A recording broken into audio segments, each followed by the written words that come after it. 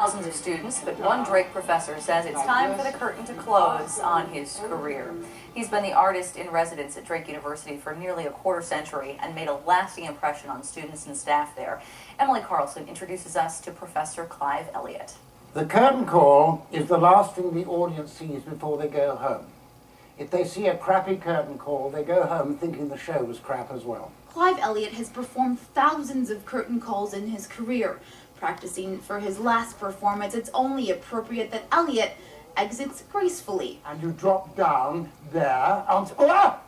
That was fun. This is Clive at his best, joking, laughing, and encouraging. I love that ad-lib, that thing. I haven't seen her since she was year high. He draws wisdom from his colorful past. I was in the circus for a while. I was a circus clown. I danced in the ballet. I've been in musicals. I've written 25 plays. Like this. As you can tell by his accent, Clive hails from England. Clive Elliott is straight out of a Charles Dickens novel. You curtsy, you bow. He may be the only professor at Drake without a college education, but Clive's schooling comes from his life experiences. So many people conduct their careers like a long hallway, and they're going to the end. In 3 years' time, I want to be there. In 5 years' time, I want to be there. Without realizing that all these fascinating doors each side of the hallway and what lies behind that. And you push the door and you go, wow. In 1981, Clive jumped at the chance by the Iowa Arts Council to teach in the U.S. Here at Drake, he was the university's first artist in residence, acting in plays with his students. I will do anything for love. Here's Clive in the 1990s hosting a talent show.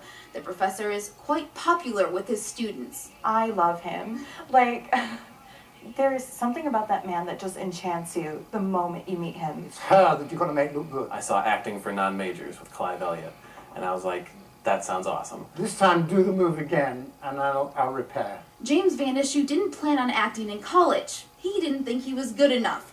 But Clive disagreed, and now James couldn't imagine life without theater. Clive is such a wonderful teacher that he can bring out an inherent acting ability in people that you wouldn't even think. Are you turning to your right or to your left? For his last performance, Clive chose the Russian play Cherry Orchard. It's not about him.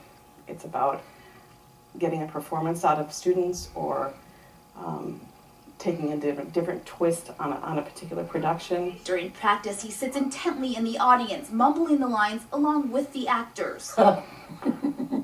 Every run-through, Clive listens to every word and analyzes every move. Sorry, I need to stop.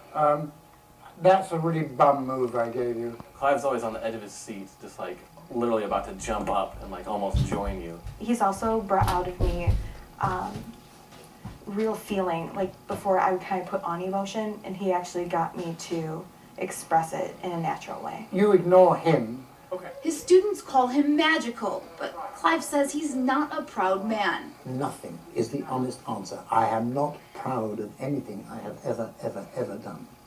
Because to be proud is, that's it, that's final. You can't get any better than that. Clive's motto, you can always improve at acting or in life. Can you wait for your move up there until I love you from him? But even Clive gets tired. It's time to retire. It's rather like an unopened book at the moment, but it looks very attractive in the cover. And I'm going to one of these days, well, in May, after graduation, I'm going to go, ooh, look at that.